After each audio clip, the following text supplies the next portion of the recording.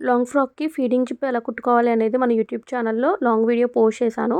అసలు కటింగ్ చేసుకున్నప్పుడు ఎలాంటి చేంజెస్ చేయాలి నార్మల్ ఫ్రాక్‌కి అండ్ ఫీడింగ్ ఫ్రాక్‌కి అనేది ఈజీ మెథడ్‌లో చెప్పేస్తాను.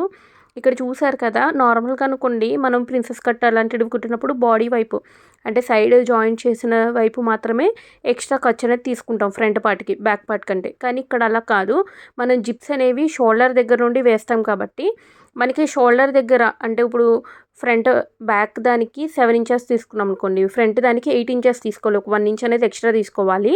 మీరు అదేంటంటే ఆటోమేటిక్‌గా కటింగ్ చేసుకున్నప్పుడే తీసుకోవాలి అంటే ఫస్ట్ బ్యాక్ పార్ట్ కట్ చేసేసుకున్న తర్వాత ఒక 1 ఇంచ్ వదిలేసిన తర్వాత నుండి మీరు బ్యాక్ పార్ట్ ఏ విధంగా అయితే ఉందో ఆ విధంగా మార్కింగ్ చేసి కట్ చేసుకున్నారనుకోండి ఈజీగా ఉంటుంది. నేను ఇక్కడ చూసారు కదా లైనింగ్ మీద డ్రా చేశాను. ఫ్రంట్ పార్ట్ కొంచెం ఎక్కువగా ఉంటుందన్నమాట బ్యాక్ పార్ట్ కంటే. అంటే సైడ్ కూడా పెరుగుతుంది అండ్ షోల్డర్ దగ్గర కూడా పెరుగుతుంది. క్లియర్‌గా చెప్పాలి అంటే. ఇప్పుడు ఎక్కడ మార్కింగ్ చేసుకోవాలనేది చెప్తాను. ఇప్పుడు నాకు ఫుల్ షోల్డర్ వచ్చేసరికి 7 ఇంచెస్ అంటే 14 ఇంచెస్‌లో హాఫ్ అనమాట.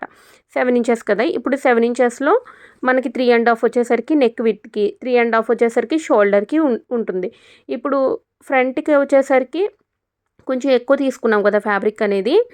బ్యాక్ వచ్చేసరికి ఎగ్జాక్ట్‌గా తీసుకుంటాము. అంటే బ్యాక్‌లో ఇంకా 3.5 ఇంచెస్ అనేది మిగులుతుంది. కానీ ఫ్రంట్‌లో మాత్రం 4.5 మిగులుతుందనమాట షోల్డర్‌కి. అక్కడ ఒక 1 ఇంచ్ అనేది అంటే ఖర్చుల్లోకి పోతుందనమాట జిప్ స్టిచ్ చేసినప్పుడు.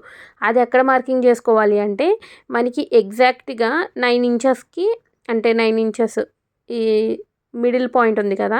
అక్కడ నుండి అంటే నెక్ డ్రా చేసాం చూడండి. అక్కడ నుండి 4.5 ఇంచెస్‌కి ఎగ్జాక్ట్‌గా మార్కింగ్ చేసుకోవాలి. అది స్ట్రెయిట్ లైన్‌లో గీసేసుకున్న తర్వాత అక్కడ నుండి 1 ఇంచ్ అనమాట. 1 ఇంచ్ డ్రా చేసుకున్న తర్వాత ఆ 1 ఇంచ్‌కి మిడిల్‌లో మనం కటింగ్ అనేది చేసుకోవాలి. అంటే ఒక సైడ్‌కి హాఫ్ ఇంచ్ పోతుంది. ఇంకొక సైడ్‌కి హాఫ్ ఇంచ్ పోతుందనమాట.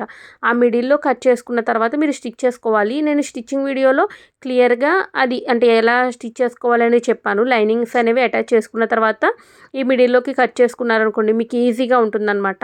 ఇప్పుడు అక్కడ జిప్స్ అనేవి అటాచ్ చేసేయాలి. మీకు ఈ వీడియో అర్థమైందా లేదా అనేది నాకు కామెంట్స్‌లో చెప్పండి. అలాగే మన యూట్యూబ్ ఛానల్‌ని ఫాలో అవ్వండి. స్టిచ్చింగ్‌కి సంబంధించి చాలానే వీడియోస్ అనేవి అప్లోడ్ చేద్దాం అనుకుంటున్నా.